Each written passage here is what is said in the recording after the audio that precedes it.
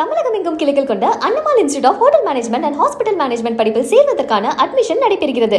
சென்னை சூளைமேடு பகுதியில் மழைநீர் வடிகால் பள்ளத்தில் விழுந்து உயிரிழந்த தீபாவின் குடும்பத்திற்கு திமுக அரசு இழப்பீடு வழங்க வேண்டுமென எதிர்க்கட்சித் தலைவர் எடப்பாடி பழனிசாமி வலியுறுத்தியுள்ளார். இது தொடர்பாக பதிவிட்டுள்ள அவர், சென்னை சூளைமேடு பகுதியில் மூடப்படாமல் இருந்த மழைநீர் வடிகால் பள்ளத்தில் விழுந்து தீபா உயிரிழந்தது அதிர்ச்சி அளித்ததாக குறிப்பிட்டுள்ளார்.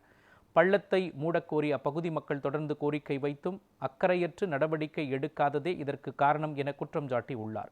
மழைநீர் வடிகால் பணிகள் 97% முடிவடைந்து விட்டன என்று 4.5 ஆண்டுகளாக சதவீத கணக்கு போட்ட முதலமைச்சர், அமைச்சர்கள், மேயரும் இந்த உயிரிழப்புக்கு சொல்லப்போகும் பதில் என்னவென்று கேள்வி எழுப்பியுள்ளார்.